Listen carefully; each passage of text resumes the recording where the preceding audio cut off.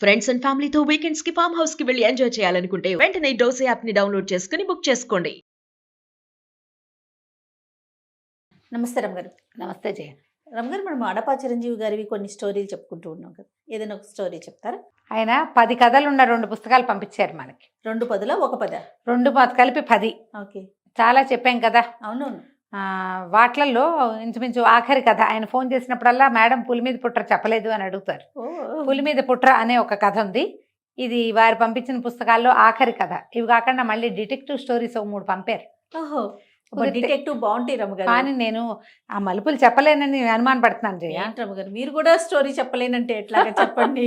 మీరు ఆరేది ఒక్కొక్కసారి అలా అనిపిస్తుంటుంది, అబ్బా ఇన్ని మలుపులు, ఇన్ని సస్పెన్స్ చెప్పలేను. భలే ఉంటే రమ్ గారు, భలే ఇష్టం నాకు. చదివితే బాగుంటుంది, చెప్తే ఎలా ఉంటుందో ట్రై చేయాలి. ఆయన పంపారు, ట్రై చేసి చూద్దాము. చూడాలి. పులి మీద పుట్ర అంటే ఏంటండి? ఇది జానపద గాథే, చెప్తాం. కాదు రమ్ గారు, మీనింగ్ ఏంటంటే పులి మీద పుట్ర, పులి మీద ఇది ఒక సామెత జయ. పులే వస్తుంది, పులి అదేదో చాలా పెద్దది అనుకుంటే దానికంటే పెద్దది వచ్చి మన నెత్తి మీద పడ్డాని పులి మీద పుట్ర అంట. ఓకే, సామెత అది. ఇప్పుడు ఒక ప్రాబ్లం ఉంది, ఇదేదో ప్రాబ్లం దాన్ని సాల్వ్ చేయడానికి పోతే దానికంటే దాని పెద్దని ఇంకోటి పొంచి ఉంటుంది దాని వెనకాల, దాన్ని పులి మీద పుట్ర అంటారు. ఒక రాజుగారు మంత్రి మాట్లాడుకుంటూ ఉంటారు. ఈ కథా ప్రారంభం అట్లా అవుతుంది. రాకుమారుణ్ణి పిలుస్తారు. సైన్యాధిపతి, రాజు, మంత్రి డిస్కషన్ చేస్తూ. రాకుమారుడు జయశీలుడు. వీళ్ళది ఇది ప్రవాళ రాజ్యం. వీళ్ళకి పక్కన కుంతల, శంబర, విశాల, విరూపాక్ష ఇట్లా 5-6 నగరాలు ఉన్నాయి. అయితే వీళ్ళు ఏం చెప్తున్నారంటే మన పొరుగునున్న కుంతల మీద యుద్ధ ప్రయత్నం జరగబోతోంది. కుంతల కొంచెం చిన్నది, వీళ్ళది కొంచెం పెద్దది. ఈ కుంతల మీదకి రాబోతున్న వాడెవడు? శంబర రాజ్యానికి చెందిన రాజు. ఈ శంబర రాజ్యం ఏంటంటే బందిపోట్లు, దోపిడీగాళ్ళు ఏర్పరచుకున్న రాజ్యం అది. ముత్తాతల నాడు దారిదోపిడీ వాళ్ళకి ఆ రాజ్యాన్ని చేజెక్కించుకుని వాళ్ళు యుద్ధం చేస్తూ వచ్చారు. బలవంతులు వాళ్ళు. పైగా ఆ యుద్ధంలో నేర్పరులు, టెంపరి వాళ్ళు. ఇప్పుడు వాడు ఏం చేస్తాడు? పొరుగునున్న కుంతల మీదకి మొదట వచ్చి కుంతలని జయించాక వీళ్ళ మీదకి తిరుగుతాడు. ఇప్పుడు ఏం చెయ్యాలి? మాట్లాడుకుంటూ రాజకుమారుడైన జయశీలుణ్ణి కూడా పిలిచారు. ఇప్పుడు ఏం చేయాలి అన్న దాని మీద కాస్త డిస్కషన్ నడిచినాయి. 2 మార్గాలు. కుంతలకి హెల్ప్ చేయటం ఒకటి. కుంతలకి హెల్ప్ చేస్తే శంబరుడు ఆటోమేటిక్గా మనకి శత్రువైపోతాడు. శంబరుని అడ్డుకునేంత మనకి లేదు. చూసి చూడనట్టు ఊరుకుంటే కుంతల దొరికిందా, కుంతల శంబరుడు 2 కలిస్తే పెద్దవైపోతాయి. వాడు మనకంటే పెద్దవాడు అవుతాడు. పనిమాల శంబరుడి మీదకి మనం ఇప్పుడు వెళ్ళామంటే బలవంతుడు, పైగా పోట్లాటకోరు, తెంపరివాడు, వాడి జోలికి వెళ్ళకూడదు. ఒక్కసారి కుంతల దొరికిందంటే ఆ లైన్లో విశాల, వీళ్ళు అందరూ ఉన్నారు.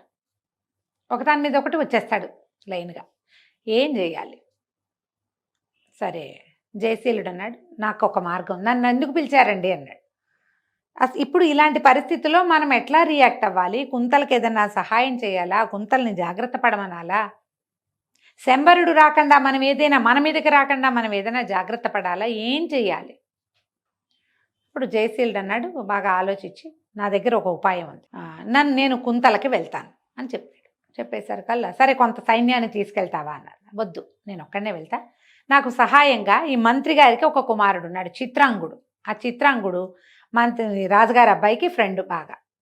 చిత్రాంగుడు పంపించండి చాలు, మేమిద్దరం వెళ్తాం అనేసరికి, వాడు ఎందుకు బాబు, నీకు అనవసరంగా వాడి వల్ల నీకు తలకాయ నొప్పి వస్తుందంటే, కాదండి, గట్టివాడే, అల్లరివాడు, కొంటెవాడు, కానీ అసలు విషయం వచ్చినప్పుడు అతని ప్రతాపం బయటపడుతుంది. తెలివైనవాడు, ప్రతాపవంతుడు కూడా అని నేను చిత్రాంగుడిని తీసుకెళ్తాను అన్నాడు. మనం ఇక్కడ జయశీలుడి గురించి చెప్పుకోవాలి. ఇతను మహాప్రతాపవంతుడు, చాలా ఖడ్గ విద్యలో అద్వితీయుడు. ఆ పరగణాల్లో అలాంటి వాడు లేడని పేరు. గురుగారు చాలా గట్టిగా నేర్పించారు. అసలు కత్తి తిప్పటంలో అతను లాంటి వాళ్ళు ఇంకొకళ్ళు లేరు ఆ ప్రాంతంలో. కుర్రాడే, ఓ 25 సంవత్సరాలు ఉంటుంది. ఇంకా తండ్రి గారు గట్టిగానే ఉన్నారు కాబట్టి యువరాజుగానే చలామణి అవుతున్నాడు. రాజ్యం ఇంకా అతని చేతికి రాల. వివాహితుడు కాదు, అవివాహితుడు. చిత్రాంగుడు, జయశీలుడు ఇద్దరు కలిసి 2 పంచకళ్యాణి గుర్రాలతోటి బయలుదేరారు. దీన్ని ఎట్లా వెళ్తాం? సరే, కొన్ని ఊర్లు దాటారు. వీళ్ళు రాచరికపు వ్యవహారం ఏమీ కనపడకుండా సామాన్య సైనికులు లాంటి వేషాలలో, అంటే సింపుల్ బట్టలు, నగా నాణ్యం లేకుండా ధనం దాచుకుని సంచుల్లో పెట్టుకున్నారు, కానీ వాళ్ళ చేతుల్లో ఏం లేవు. మామూలుగా ధనాన్ని సూచించేవి వస్త్రాలే, బట్టలు, నగా నాణ్యము, మెళ్ళలో ఉండే మణిమాణిక్యాలు, చెవులకు ఉండే కుండలాలు, పట్లలో ఉండే మణులు. వాటి వల్ల వీడు సామాన్యుడా, పెద్ద కుటుంబీకుడా, రాచ కుటుంబమా అనేది తెలుస్తుంది. ఆ గుర్తులు ఏవి ఉంచుకోలే వీళ్ళు. సాధారణంగా సైనికులు ఎలా ఉంటారో అట్లా తయారయ్యారు అబ్బాయిలు ఇద్దరు. దారిలో అడవులో అక్కడ ఇక్కడ ఆగారు, ఏవో తెచ్చుకున్న దిబ్బరొట్టెలు అవి ఇవి తిన్నారు. మామూలుగా సామాన్య సైనికుల్లాగా కుంతలకి లోపలికి వెళ్ళారు. ఈ కుంతల దగ్గరికి వెళ్తున్నప్పుడే బయట సైనికులు ఎవరో ఉన్నారు, వాళ్ళకి కొంచెం చేయి తడిపి లోపలికి వెళ్ళిపోయారు. వెళ్ళాక ఒక సత్రం ఎక్కడుంది ఏమిటి కనుక్కున్నారు.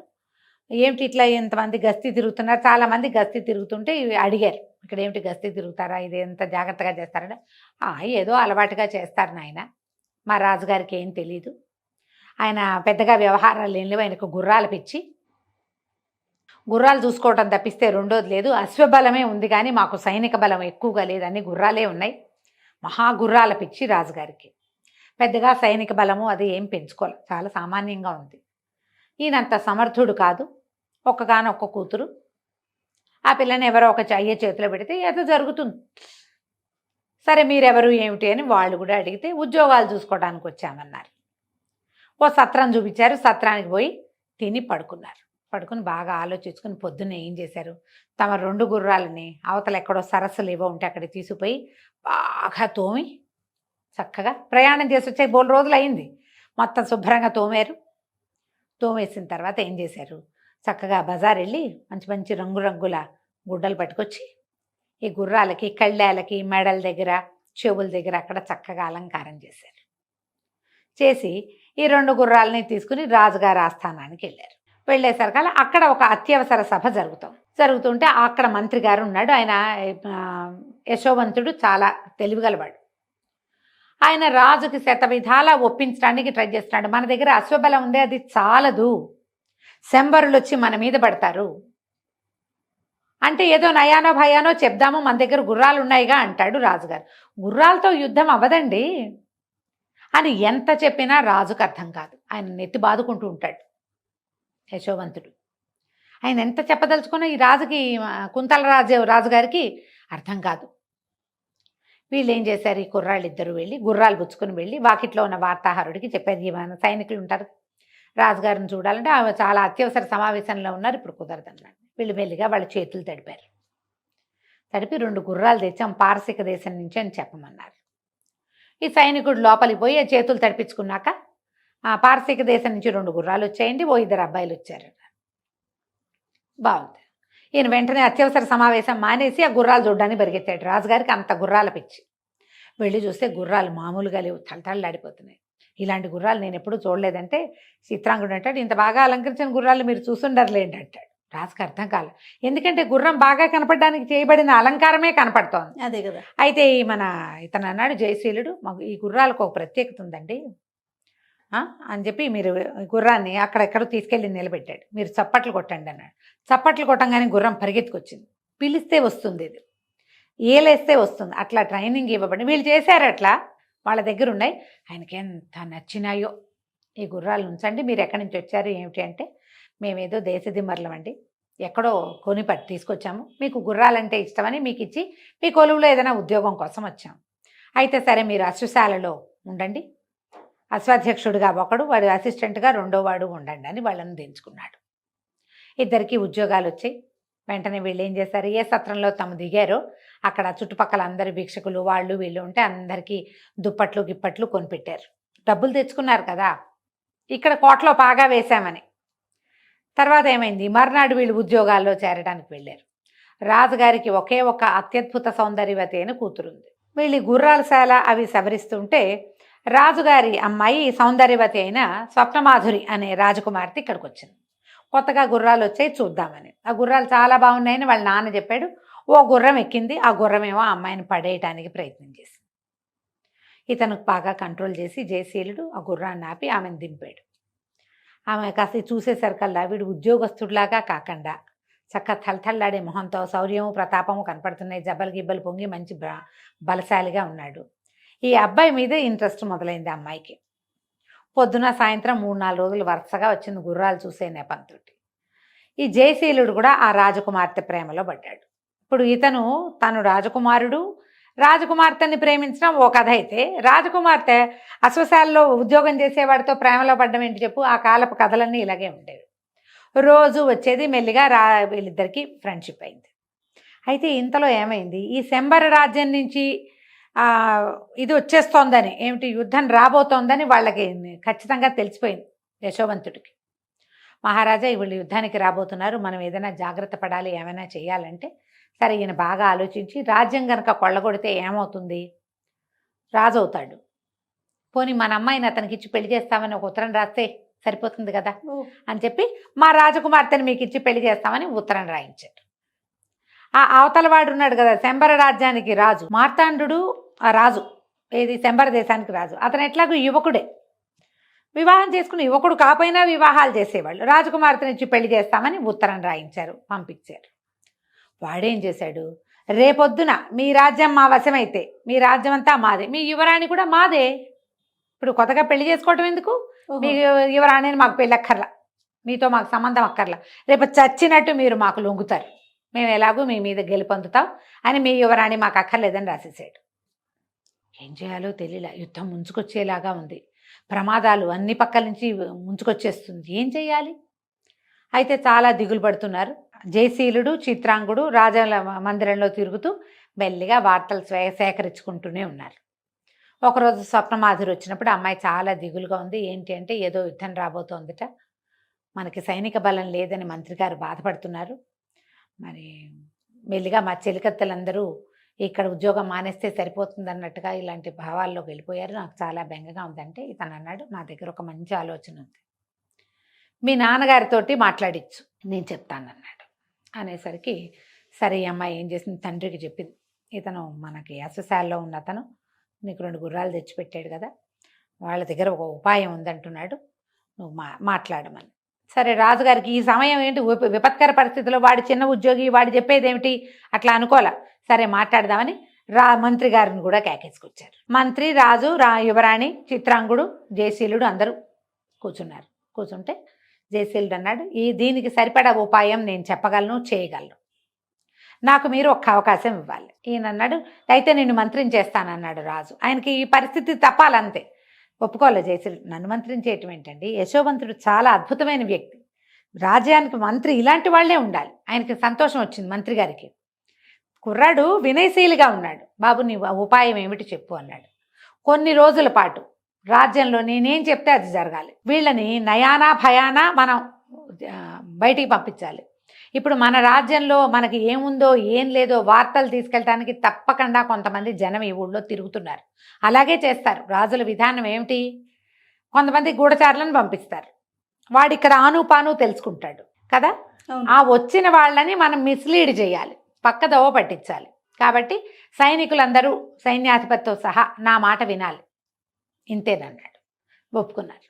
ఒప్పుకోగానే ఇతను ఏం చేశాడు, కొంతమందిని సెలెక్ట్ చేశాడు. రాజుగారికి ఎంత సైనిక బలం ఉందో, ఎంతమంది వచ్చినా తిప్పికొట్టి విసిరేసి పారేయగలరు అని ఒక పుకారు లేవదీశాడు.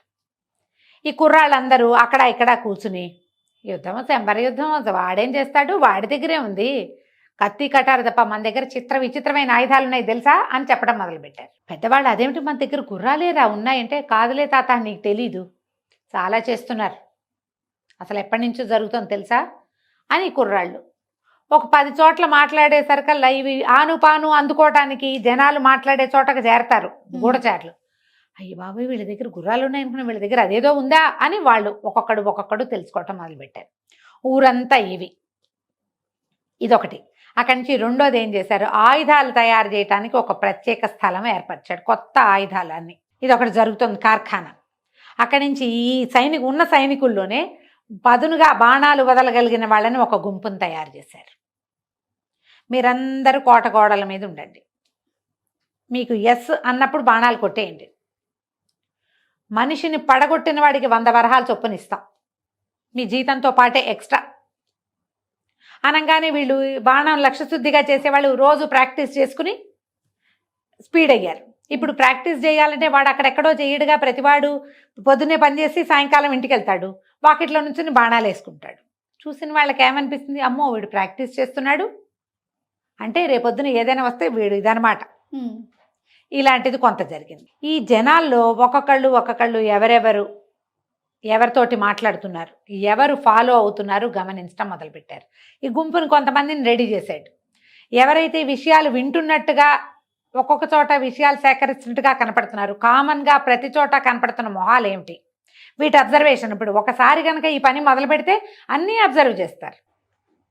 చిత్రాంగుడు కూడా ఈ పనుల్లో ఉత్సాహంగా పాల్గొనటం మొదలుపెట్టాడు. ఏం చేశారంటే ఒకరోజు రాత్రి ఈ జనాలు కాస్త కొంతమంది మాట్లాడుకుంటుంటే ఒకడు మాట్లాడుతున్న వాళ్ళ దగ్గరికి వచ్చాడు. అదేంటి మీ దగ్గర ఇదివరకు ఏం ఉండేవి కాదే, ఇప్పుడు ఎలా వచ్చాయి అని అడిగాడు. ఇప్పుడు రావటం ఏంటి, ఎప్పటి నుంచో వచ్చినాయి, ఏనాటి నుంచో చేస్తున్నారు, ఎన్ని ఆయుధాలు తయారవుతున్నాయో అసలు ఒక్కొక్క దాన్ని చూస్తే కళ్ళు తిరిగిపోతున్నాయి అన్నాడు చిత్రాంగుడు. వాడు కొండగొర్రెలాగా చూస్తున్నట్టు అలా చూస్తున్నాడు అనమాట.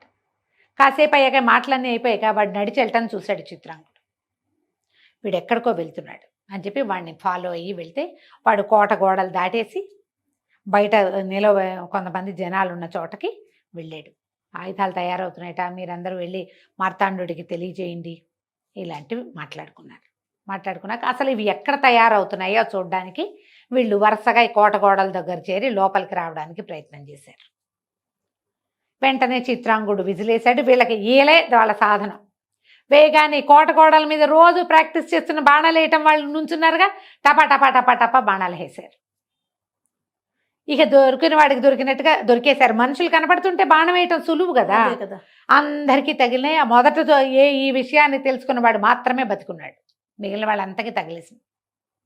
బాణాలేసి కొట్టిన ప్రతి వాడికి 100 వరహాలు ఇచ్చారు.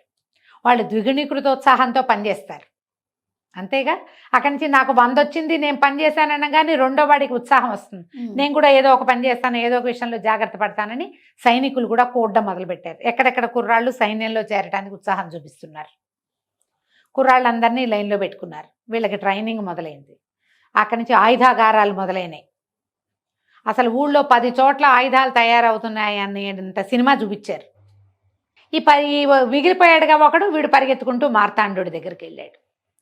చాలా ఉందండి సైన్యము, అసలు ఎన్ని బాణాలు వేశారో, అందరూ పోయారు, నేను ఒక్కడనే మిగిలాను. ఊళ్ళో 10 చోట్ల ఉన్నాయట ఆయుధాగారాలు, ఎక్కడెక్కడ తయారవుతున్నాయో తెలీదు, ఏమైపోతుందో అర్థం కావట్లేదు అంటే వీళ్ళు ఏమన్నారు, అలా కాదు, మేము ఒకసారి వచ్చి కోటలో వెతుకుతాం, ఒక గుంపును పంపిస్తానన్నాడు. ఈ కోటకి అన్ని పక్కల గోడల మీద నుంచి పైకి ఎక్కటానికి అవకాశం ఉంది. కోట గోడ కూడా ఇట్లా సాఫీ గోడ కాదు, మలుపులుగా ఉంటుంది. ఆ మలుపుల్లో ఎక్కేసేయచ్చు ఈజీగా. సరే వీళ్ళు ఒక 200 మందో 180 మందో కోట గోడలకి ఎక్కడం మొదలుపెట్టారు.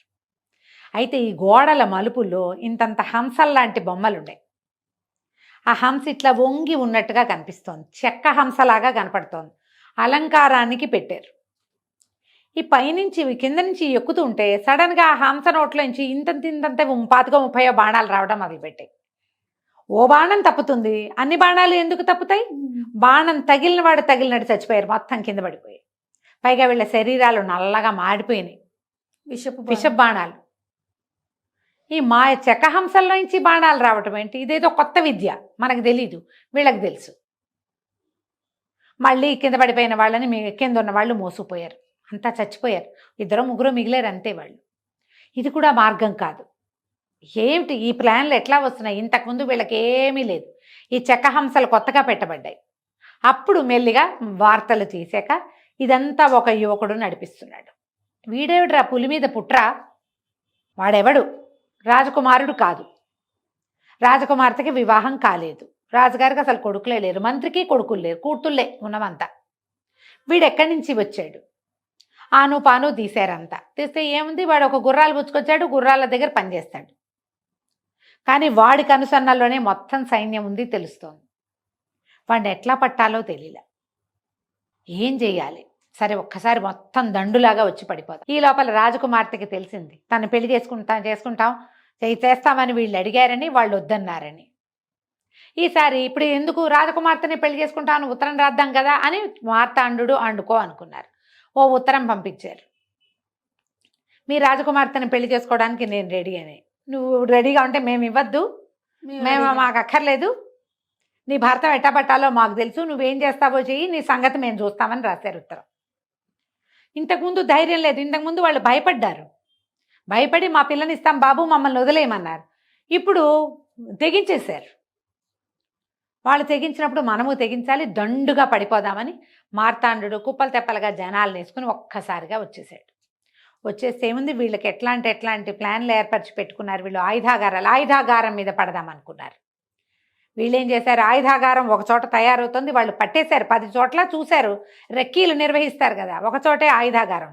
అప్పుడు వీళ్ళేం చేశారు, ఎప్పుడైతే ఆయుధాగారం మీదకి వస్తారని అనుమానం వచ్చిందో ఆయుధాలన్నీ వేరే చోటకి తరలించి బోలెడంత చెత్త పేర్పించారు. అక్కడ పనిచేసేటప్పుడు చెత్తలు వస్తాయా, అవన్నీ అక్కడ చేర్చారు. జనం దాని మీదకి రాగానే దాన్ని పేల్చేశారు. చిన్న చిన్న కప్పలు లాంటి కప్పలు వచ్చి మీద పడతాయి, కప్ప ఢామని పేలుతుంది, బాంబులు లాంటివి, ఇలాంటివి చేశారు. వీడు పులి మీద పుట్ర, చేయగలిగేది ఏం లేదు. సరే తెగించి పోరాటానికి దిగారు. వీళ్ళు దండుగా యుద్ధం చేశారు, పట్టేశారు. పట్టేసిన తర్వాత వాళ్ళలో ఒకటి గట్టిగా అరిచాడు, ఇది అన్యాయం, మీరు చీకటి మాట మాతో యుద్ధం చేస్తున్నారు. అరిచేసరికల్లా జయశీలుడు అడిగాడు, ఏముంది అన్యాయం, మీరు చేయట్లేదా చీకటి మాట, మీరు దారి దోపిడీలు చేసిన ఆలోచనతోటే కదా ఇంతమందిని పంపించావు మార్తాండ అన్నాడు. అనగానే గుర్తుపట్టేశాడని తెలిసిపోయింది. మార్తాండు అన్నాడు, నీ దగ్గర బోళ్ళంత సైన్యం ఉంది, నా దగ్గర సైన్యం ఉంది, కొట్టుకున్నాము, నాతో ద్వంద్వ యుద్ధం చెయ్యి నీ వల్ల అయితే. అంతకుముందే ఈ కొండగొర్రెలాగా చూస్తున్నవాడు చెప్పాడు, వాడు కత్తి తిప్పితే మామూలుగా తిప్పడండి ఆ కుర్రాడు, ఆ కత్తి తిప్పితే మనం ఎన్ని విసిరినా 100 మంది చుట్టూతా విసిరినా సరే వాడి ఒంటికి చిన్న గీత కూడా పడదు, అంత ఖడ్గచాలనం వచ్చు వాడికి, వాడు చాలా గట్టివాడు, ముఖాముఖి పోటీల్లో 3-4 సార్లు ఎదుర్కొన్నాము, వాడు వచ్చాడంటే వాడు 100 మందికి ఘాట్లు పెట్టగలడు, కొంతమందిని చంపేయగలడు అని. ఆ మార్తాండు ఈ జయశీలుడు ఇద్దరు యుద్ధానికి దిగారు. కాసేపు అయ్యేసరికల్లా ఏముంది, ఇతనేమో బాగా ప్రాక్టీస్ ఉన్నవాడు, మార్తాండు బండ యుద్ధం వచ్చు అతనికి, దండుగా మీద పడిపోవటమే. ఈ సునిశ్చితమైన ఖడ్గ విద్య అతనికి రాదు. దొరికిపోయాడు. దొరికిపోతే ఇతను చెప్పాడు జయశీలుడు, నువ్వు ఒక రాజువి, కానీ మీ పూర్వకాలం అంతా కూడా మీ వాళ్ళు, మీ తాత ముత్తాత బందిపోట్లు, మీకు రాజ్యం దొరికింది కాబట్టి చేసుకున్నావు, చేసుకో, నీ చిన్న రాజ్యం, మా జోలికి రావద్దు, నువ్వు సుక్షత్రియుడు కాదు, నీ వరకు నువ్వేమైనా చేసుకో, మా జోలికి రాకుండా ఉంటానంటే వదిలిపెడతా, లేకపోతే వదిలేస్తే మా వాళ్ళు నిన్ను చంపేస్తారు, నువ్వు సాటి రాజువు కాబట్టి ఇప్పుడు యుద్ధానికి ఎంత ఖర్చు పెట్టావో అంత సొమ్ము అక్కడ పెట్టి వెళ్ళు. ప్రాణాలు దక్కించుకున్నాడు మార్తాండు, ఎక్కడెక్కడి నుంచో సంపాదించాడు, ఎన్ని చోట్ల కొల్లగొట్టారు, ఎత్తుకు నీళ్లు వెత్తు ధనం పోసి యుద్ధానికైన ఖర్చు అంతా ఇచ్చి బతుకు జీవుడా అని వెనక్కి వెళ్ళిపోయాడు. ఎప్పుడైతే ఇతను వెనక్కి వెళ్ళిపోయాడో జయశీలుడు చెప్పాడు, మీకు నేను చేయటానికి వచ్చిన పని అయిపోయిందండి, మీకు ఇంకా భయం లేదు, నేను వెళ్ళొస్తానన్నాడు. అనేసరికల్లా ఈ అమ్మాయి ఏమో ఇతన్ని ప్రేమించాను. ఇప్పుడు అశ్వపాలకుడికి ఎట్లా ఇస్తారు కుమార్తెని అంటే, ఇతను చెప్పాడు, నేను పక్కనున్న రాజ్యానికి రాజకుమారుణ్ణి, ఈ సమస్య వస్తుంది, ఇప్పుడు మీ మీదకి వచ్చిన వాడు రేపొద్దున విశాల మీదకి విరూపాక్ష మీదకి అన్నిటి మీదకి వస్తాడు, మీకు ఇబ్బంది వస్తే మాకు కూడా వస్తుందని మీ ఇబ్బంది తొలగించడం కోసం ఈ ప్రయత్నం చేశాను అనేసరికల్ రాజు ఎంతో సంతోషించాడు. నువ్వు ఒక రాజకుమారుడు అయ్యుండి యువరాజువి, రేపొద్దున రాజు కాబోతూ కూడా నువ్వు ఇంత సాహసం చేసావు, ఇంత సహాయం చేసావు, ఒక ఉద్యోగిగా ఉండి నువ్వే రాజుగా ఉంటే మా రాజ్యాన్ని ఎంత బాగా చూస్తావో, మా అమ్మాయిని స్వీకరించి రాజ్యాన్ని ఏలుకోమన్నాడు. తను ఒప్పుకోలే, మీ అమ్మాయిని స్వీకరిస్తా, రాజ్యం నాకు ఇప్పుడు వద్దు, మీద రాజ్యాన్ని మీరే ఉంచుకోండి, యశోవంతుడు అద్భుతమైన మంత్రి, ఆయన ఆ సలహాని పాటించండి, ఆయన మంత్రాంగంతో రాజ్యం చేసుకోండి అని చెప్పి స్వప్నమాధురిని వెంబడి పెట్టుకుని తీసుకుపోయాడు. స్వప్నమాధురి పక్కన ఇంకో చెలికత్తి ఉంది, ఆ చెలికత్తని చిత్రాంగుడికి ఇచ్చి వివాహం చేస్తామన్నారు. తీసుకుని వెళ్ళిపోయాక అక్కడ పెళ్లి ఏర్పాట్లు చేసుకున్నాక వీళ్ళందరూ వివాహానికి వచ్చారు. వీళ్ళిద్దరూ కలిసి ఉన్నారు, కలిసి హాయిగా ఉన్నారు. అయితే ఈ మార్తాండుని ఎప్పటికప్పుడు దారిలో పెట్టాలి, మనమే మార్తాండుని జయించి వాడి రాజ్యాన్ని సొంతం చేసుకోవాలి అని ఆలోచిస్తూ సుఖంగా హాయిగా కాలక్షేపం చేశారు. పులి మీద పుట్ర సమాప్తం. బాగుంది. నమస్తే. నమస్తే.